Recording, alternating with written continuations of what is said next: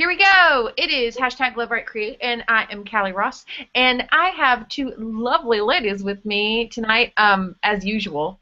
And I have Gaby Robbins right down there. Hey guys. I also have Morgan Wylie right over there. Woo! And tonight we are tackling the topic of plotting.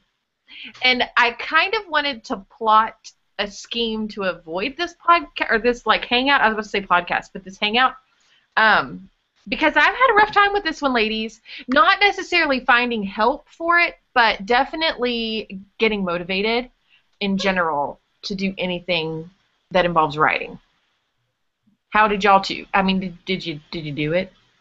Yeah, I did.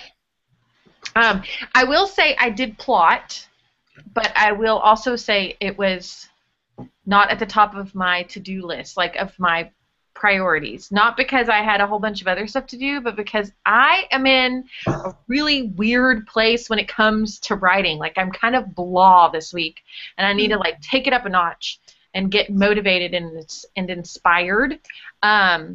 So with that being said, I would love to play catch up with both of you and ask you how you're doing when it comes to your writing, in addition to this plotting challenge. Let's have Gaby go first. Yeah. Well, actually, this week I did get a little more writing time in, and I was a little bit more. I had a meeting I needed to go to, so I was a little bit more intentional about making sure I got dinner done for the fam and took off about 2 hours before my meeting and sat and wrote along with plotting, which it was mostly the plotting part. So that was good. And then today after dinner, I sat down and wrote some more today, but that's pretty much been the gist of it for this week. And a lot of it is like continually like fleshing out the plot, because I got a lot more of the second half of the book done, which kind of helped me to focus a little more. Maybe I think it'll help me be a little bit more inspired, because I get stuck in the muck of that doesn't sound right, I want to change that, and maybe I just need to keep going forward. So I got a little bit more writing done this week than normal. And I tried to plot a couple of different ways because I didn't like the way I was plotting the first way, so I did a couple different ways. So yeah, I got a little more done this week than normal, so that's good. Good. Well, and I'm excited that you plotted a few different ways, because I did too, and I think that will go far when it comes to at least helping other writers. Morgan, how was your writing week? Well, let's see. Since we're a little later in this week, I did not get a lot of writing done this current week, but last week I actually did pretty good. It's definitely not up to my potential, but still, it was a good groove to get started, and I felt the story flowing, and it's nice to get back into it. So that was refreshing and fun. I felt good to be writing again.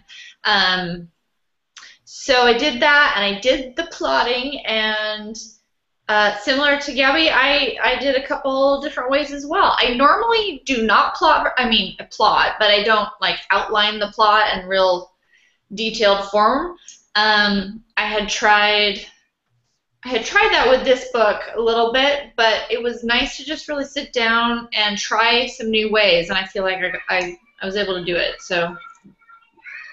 Well, good. I did not write as much as I did. I did a blog post on plotting because I did so much research on it. I felt like, why not do a blog post about it too? So I did that, and I also did some writing with my plotting, but that I'll share in a few minutes with you, because when I did a couple of different ways of plotting, one of them was more verbal and just with words, and then the other was more visual. So, so before we get too far into that, let me ask you guys, how do you feel after plotting? Like right now, do you feel like it was beneficial? Before we even start talking about it, was it beneficial to you, Morgan? Yes, absolutely. I feel inspired. I feel like I am clearer on my story and where I'm going, and I think it will help things to even move faster. So absolutely beneficial, and I feel like I probably will continue to do this in the future. Okay. And then, Gabby, what about you? Because I know that you mentioned that it kind of helped clear things up for you, especially in the second half of the novel. So, positive experience?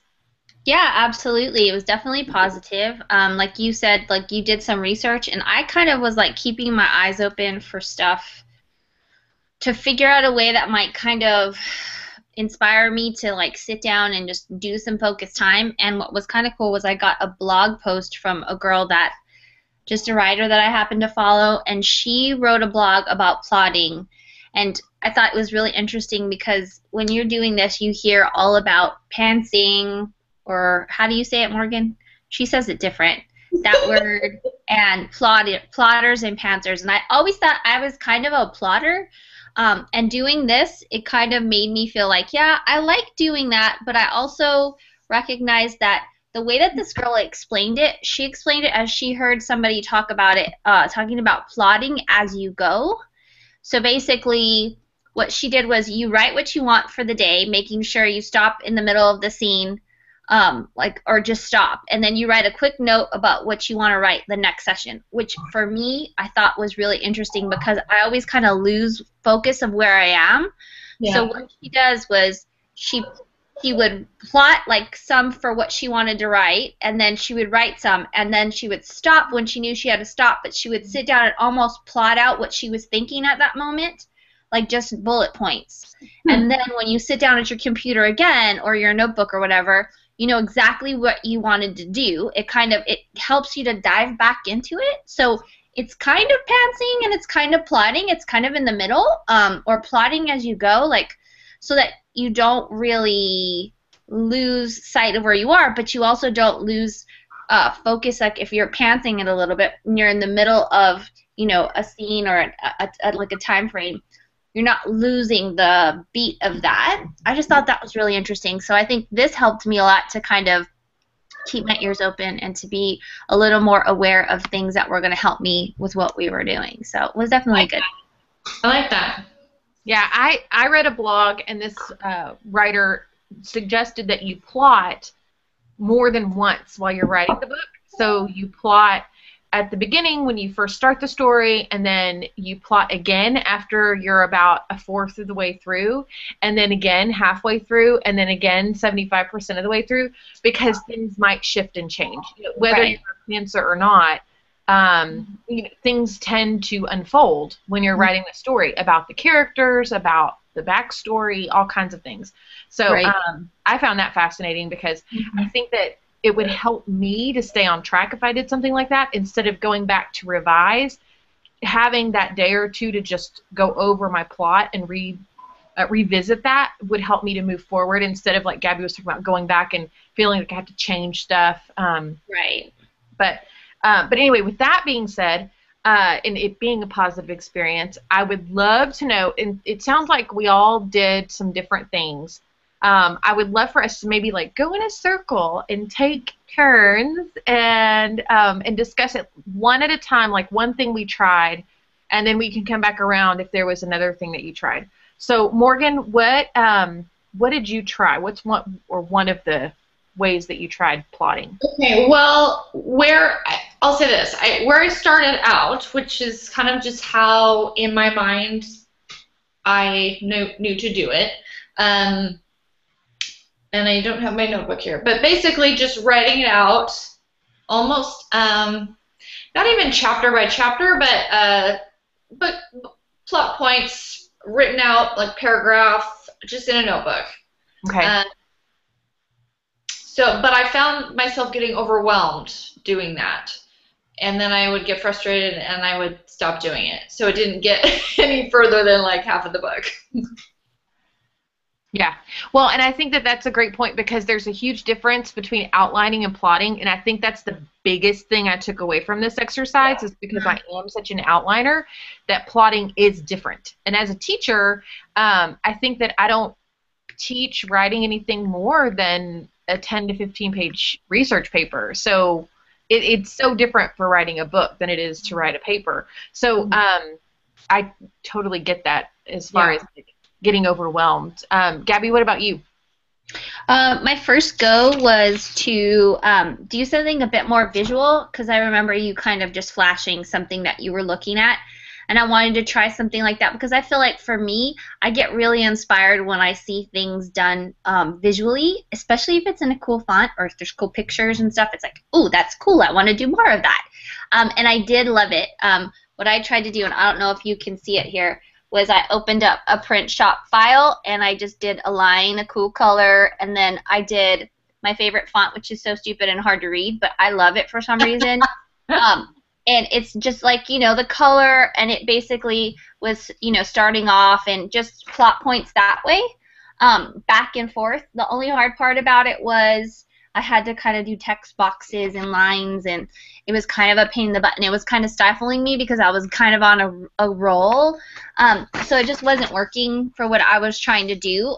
So I went kind of back to writing in Scrivener, and mine are kind of what Morgan said, where she was just writing. I would just write like a plot point and just go from there. Whatever important information I didn't want to lose. Not any dialogue or anything, but just important info. So then it became that, like, just, plot point kind of things like that. So yeah, I mean, that's kind of where it ended up. And that's kind of where it felt good because I had that first visual of like, ooh, this is fun, and it kind of got me started, and then I just went back to doing it in Scrivener, which still felt good. It just wasn't as pretty.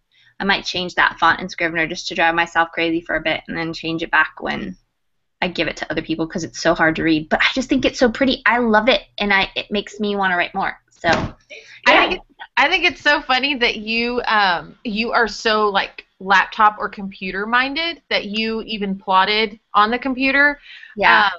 Because I could not do that. I feel like what you were talking about, stifling your creativity, for me, that's how it is, and I have to have my hands on it, if that makes any sense. So yeah. So but see, the problem with me doing it with my hands is that I'll mess up, and then I'll feel like it's all ruined, and then I'll just put it aside and be like, I'll finish it later, and then I don't. Yeah. Because I can't erase it. But if it's on the computer, I can just delete it and start again or move it around. It's easier for me. So, but there's times where I've gotten so much written because I just wanted to get it out, and I'll pull my notebook out and just write. But I hate it that, like, remember when we were doing scrapbooks and you guys were making all these pretty pictures, and I would sit there and I would look at it, I'd be like, don't like it. And I would, like, change the page, and I wouldn't want to look at it again because I didn't like the way it came out. That's why I don't do a lot of, like, journaling that way, because I look at my handwriting and I get frustrated. It has to be just like an info dump, and then I'll put it in Scrivener so that it looks good, So yeah. I feel like everybody kind of gets inspired in different ways, but for me, it's easier to do it on the computer because I can delete it and make it pretty however I want. That's called OCD. Yes, that is. Watching. And we love you for it because it's also called CDO if you want to be completely accurate about it, because that's alphabetized and it would make more sense. Yeah. Okay. So I'll tell you where I started. I started with the typical plot arc picture. Like that's where I started out because I'm such a visual person. So this is one that is actually not just one singular story arc or plot arc, but it actually shows you the different like a subplot arc within the main plot arc, and a second and problem resolution, and main character arc versus story arc, all kinds of stuff. And that makes me want to hide in a cave. Listen, this is the thing about this, is that I have, and you two know, but not everybody would know, I have so many characters, and I'm working with 2 points of view right now. Yeah. And so this became a huge mass, like, jumbled knot on a piece of paper for me. So while I kind of drew this out, and I didn't put any details, but I did put the arcs that are the most important so that I knew who I needed to focus on. That's where I started, and then I quickly decided to do a little bit more research online. And there were 2 other things that I found that I absolutely loved. Loved. And I will admit, Gabby, I did go a little CDO, and I got this little notebook, and it's got little tabs in it, and it's like a half notebook. But I'll tell you in a minute one of the exercises I did. But this is gonna be, I think, what's gonna be my saving grace, so that I don't get too overwhelmed, like what Morgan was talking about. So before for me, Morgan, where did you go next with yours? Oh, okay. Well, I went to the internet because my lovely friend Kallie said she had found some worksheets there. So I Googled plot worksheets because I had never done one before. So there's quite a few on there, and like lots of different visually stimulating ones, you know, and some of them were like way overwhelming to me, and some of them were chaotic, and but so the first one I found that I thought I would work with, you're not going to be able to read this because it didn't print very clear, but it's looks like this. With boxes. Now, as you can see, it's empty because after I started looking at that, it's not like in order for me. So it's like here, then you go here, then you go here, then up, then down, and I was like, no. So it's not a circle calendar. No, so I didn't do it. But I did keep searching, and I found another one that worked, but I'll save that for next round. Okay. Gabby, did you have anything else? Because you just fell into the computer, like the land of the digital, and it just worked for you, didn't it? Yeah. I think that's so awesome. I think it just worked better. I feel like I want to, after like putting it all down the way I did in paragraphs and just bullet points, I would like to try like a plot worksheet or a plot exercise to kind of clean it up and see if there's some things that I want to, like, you know, adjust. But I just kind of got to it and got stuff done. I'm obviously not quite done. I don't know if you could ever be done because you're kind of fleshing it out, but I think I could probably work on it a little more to kind of get the nuances towards the end a little cleaner. Yeah. But yeah, I also pulled this out that we had talked about before, which was plotting all the books that you think you might have in the series.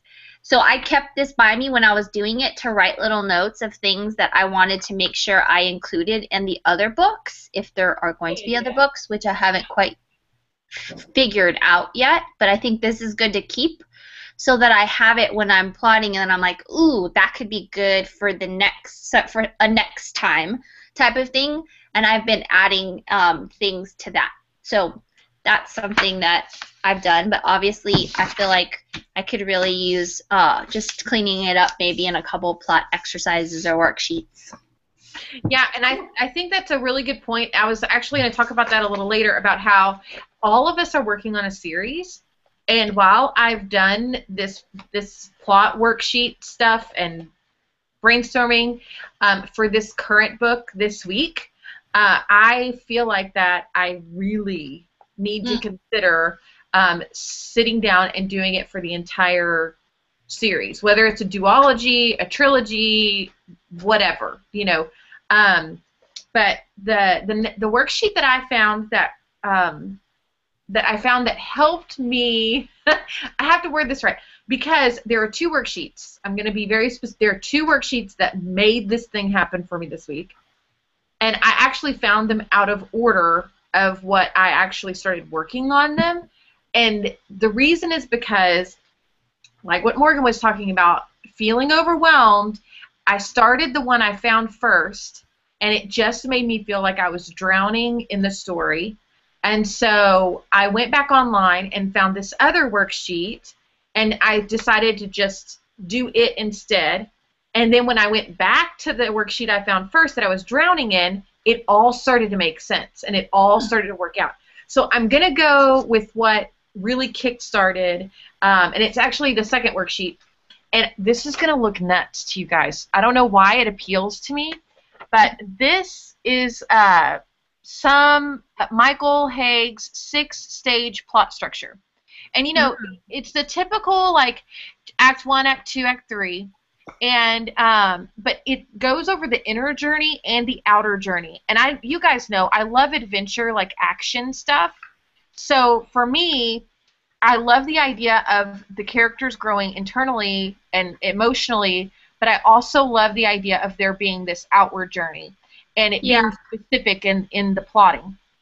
So, cool. And I also love, look, this is how you know, like, Act 1 should be over by 25% of the book being finished. Like, where I am right now on my word count, I should be almost finished with Act 1. And that totally, like, when I started really looking at this and what it entails, I was like, holy moly, I need to, like, condense. Like, I've really got to get a lot more into this than is already there.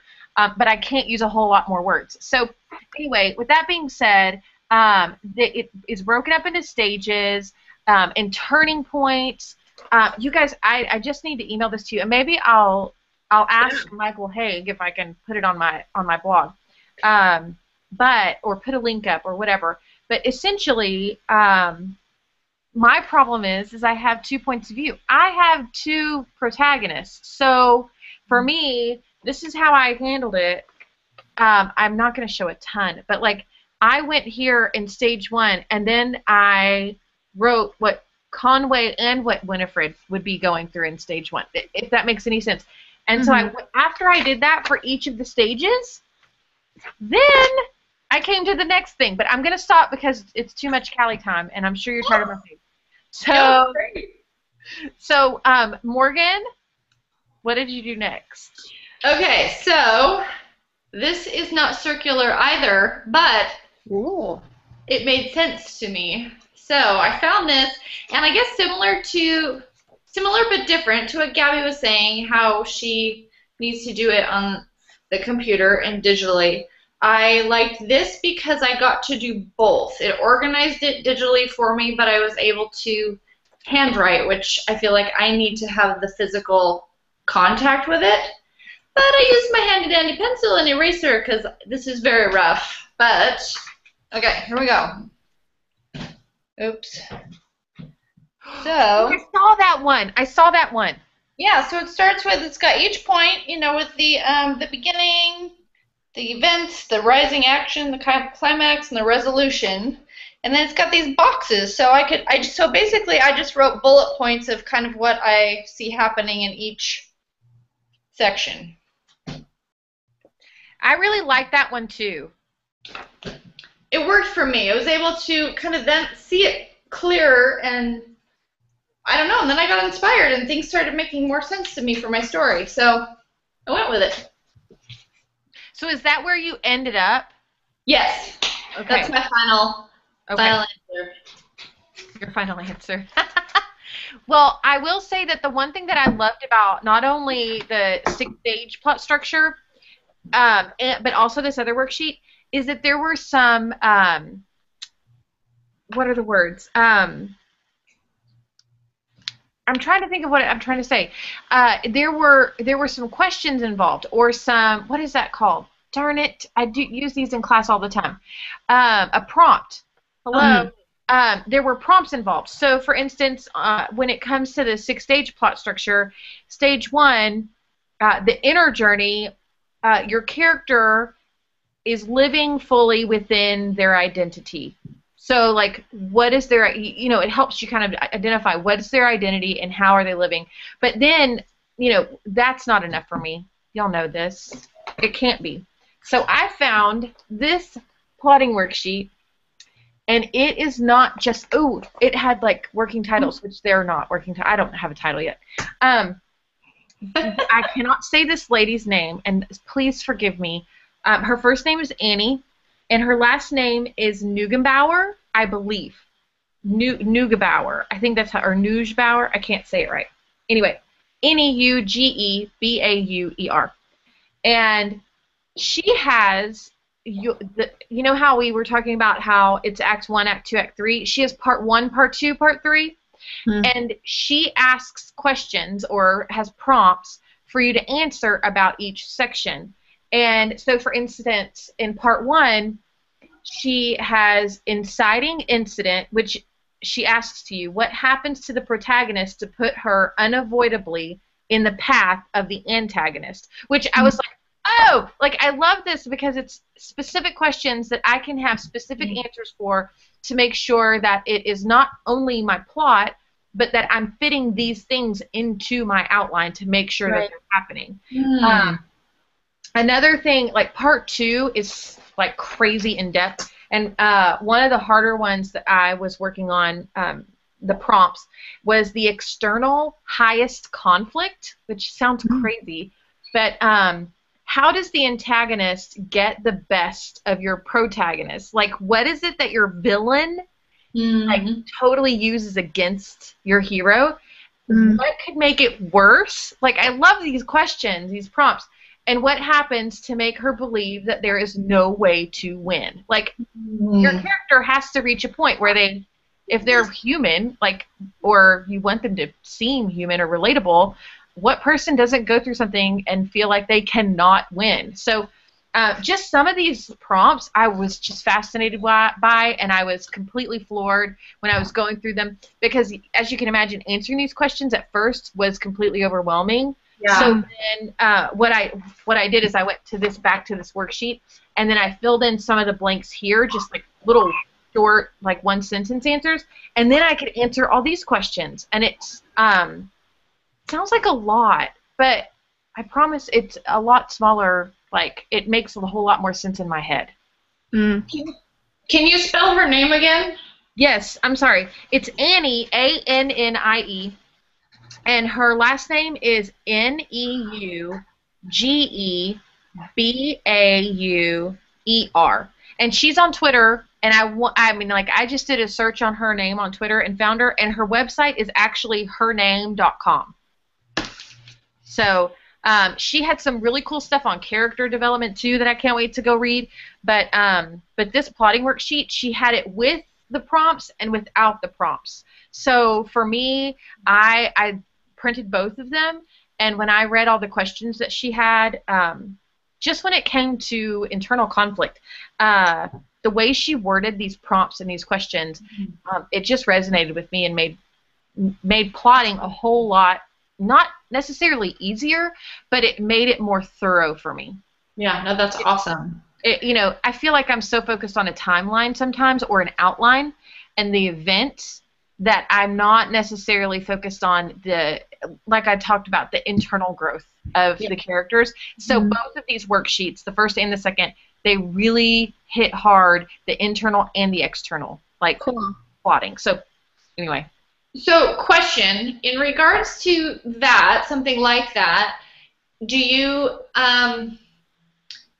is it more appropriate, what am I trying to say? I guess looking at as a series, because a lot of the internal things, it builds throughout a series. So do you answer those questions for the series or for the specific book that you're on? I think that for me, I was doing it for the specific book I'm writing, but I want to go back now, and I want to do the whole thing for the whole series, because I feel like that in any series, let's be honest, ladies, we've read books where at the end, some cliffhangers are okay and some are not. And the ones that usually are not okay are the ones that there's no resolution whatsoever, and you're frustrated as a reader. Yeah. And I think while some authors think that that's a good thing, I think that if you want to retain your readers, that there has to be some level of resolution involved for your characters. Yeah. So for me, I feel like you should be able to do this for every singular book, but you should also be able to have an over, like a plot that hangs over the whole series, so that there is end resolution. Because I'll be honest, at the book I'm writing right now, there is resolution at the end of this book, but you're not getting to the end at the end of this book. Like some of the character growth still will not be complete, and I have to address that when I'm doing this plotting. Yeah. I thought that made me think of something. When I first started writing this, a friend of mine, he was trying to write his first novel, and we were just talking about the things that we loved about books. And one of those things was just like we both love Harry Potter, and just how in Harry Potter, like the first scene of that movie is, you know, Dumbledore dropping Harry off and leaving him a letter that he never receives, but that he's dropped off by Hagrid on Sirius Black's motorcycle. That it seems insignificant, but you find out later how significant that was. Like, just small little tiny tidbits in her books that you're like, ah! You know, how do you find out that the Half-Blood Prince, who that is? Because you're piecing together tidbits that you learned in the first 4 books, right? Mm-hmm. Those are the things that we loved. And I feel like he was like, you know what? I saw this thing on the internet, and he sent it to me, and it was literally on a piece of, like, just lined paper. And I'm not sure that it is what J.K. Rowling did, but the idea behind it is genius. And it basically had all of the books, all 7 books, and then it had plot points, right? It had plot points that were in all 7 books. So Harry being able to speak, you know, parcel tongue and all these different things that ran across the books. And she would write, like, you know, what happened in that book that had to do with that plot point, but then what happened in the last book that had to do with that plot point that she mentions in that book. Now, I can't fathom my brain ever being able to do that for 7 books, and as well as she did it.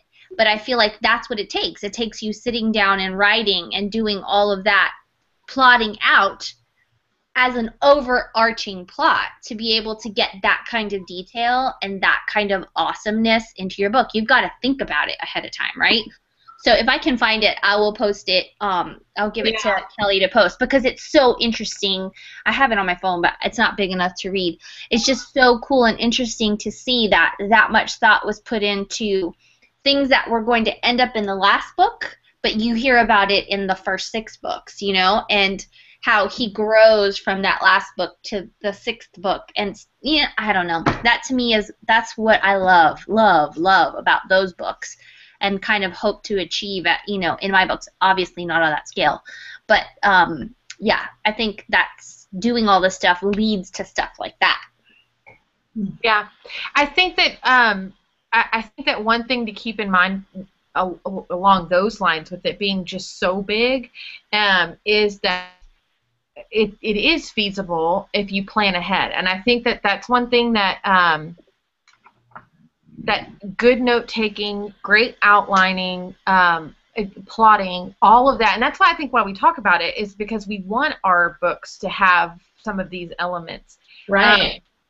I think that it is possible. I mean, it's one of those weird instances where there is a lot to keep track of, and I think that you guys need to really think about this because you guys, we see this every week when we watch our favorite TV show. Mm-hmm. We see this all the time in the Marvel, superhero blockbuster movies. You know, there are things that are happening all around us that have this, and I think that as far as the writing is concerned, whether you're writing a TV show or you're writing a screenplay or you're writing a book, is that you have to have patience. And I feel like that's one thing I'm learning writing my second novel is that while I would love to have a schedule and I would love to have a deadline, I also would love to have a great book. And I think that for me, that means I have to be patient and I have to work through all of these little intricacies because if I don't take the time to really do it, then it's going to get lost. Mm-hmm. So, I mean, it's why a TV series lasts 8 seasons instead of just 3. Yeah. And it's because they have those intricacies that, that other shows don't. In books, too, I feel like there are a lot of books that you read the first 2, maybe 3, and you love them, and by the time you get to book 4 or 5, you're kind of like, wah, wah, Yeah. And it's because those intricacies aren't woven well into the story. Right. Sorry. Very good. No, yeah. Very good. So, Anything else about plotting that you guys want to share as far as your experience is concerned? Like anything else you learned or anything else you would advise people not to do? Hmm. I don't think you can really go wrong trying a bunch of different Yeah. things because I think it just helps you to open your story up more. I mean, you're going to edit it, you're going to pare it down, eventually. Why not have enough to pare down where all the good stuff stays in? You know what I mean? Like, and I don't know how many times I've read that writers write and then they edit down. They're like, I just didn't need that scene, but how good it was to kind of develop the character through it, and then it helps towards, for different parts of the book. I just feel like you can't go wrong, developing your plot to a point where you know it so intricately and you know their thoughts and you know why and you know the how, that's only going to help. So I feel like unless you're a complete pantser, which I know there's so many people are, go for it. And I'm sure pantsers just write and write and write and write, and that's kind of what plotting does, like you're just kind of fleshing out everything. But I don't think you can really go wrong by doing it, and it's just going to be helpful. I don't know that it could be a hindrance, but obviously I don't. I mean, it's my first go, so. Morgan, do you have anything? No, I think it's all good. Everything you guys have said. For me, it was a pleasant surprise to do this exercise. So I'm glad that I did it. I think it's good to stretch ourselves and open up our minds and try new things, because I kind of thought what I had gone was working for me, even though I was frustrated with my process. And I didn't realize that, something like this, I mean, you could say it is simple as a worksheet, but, it's not. It's very detailed out, but it was very good, and I'm happy that I did it. I would still say that I'm more pantser than plotter, but I think there are important elements to being able to merge the two and mix them together. So no, I think just be open, and as it's a continuing journey that we're on, and we grow. I mean, I would assume all of our goals are to grow as writers, and and obviously make the best books that we can. So yeah.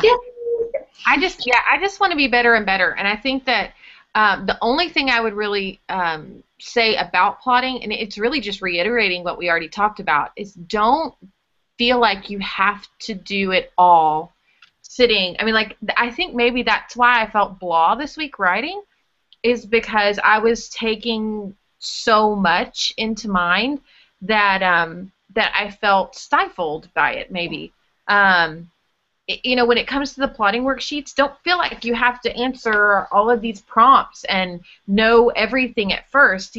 Maybe it's that you start with that picture and you just have the events, listed. And I think that one thing that helped me with this was that I feel like I really do know my characters. I feel like I learned a little bit more about my characters, and I think that's one thing to plot without knowing at least a little bit about who you're writing about.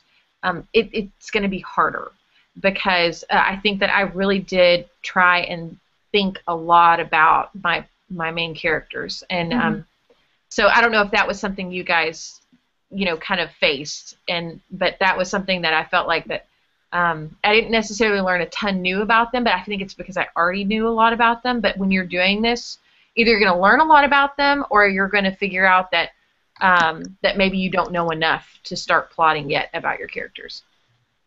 Does that make sense? Yeah. Yeah. So anything else? Do we need another challenge? We have another hangout on Sunday night. I don't know if you guys are going to be able to do this, but maybe we should lay off on the challenge this week, like until Sunday, and then Sunday we can have a challenge for the next week. Cool. Does that sound good? Yeah. Anything else? I think we're good. Crickets. Awesome. Well, that was a good 40-minute almost hangout. Thanks for joining me, ladies. Yeah. And we'll see everyone else hopefully Sunday night, if everyone is well and not on a date or at the lake. or making me completely jealous, you know, being busy. All right, ladies. Talk to you later. Okay. Bye. Hashtag Love, Write, Create. Woo.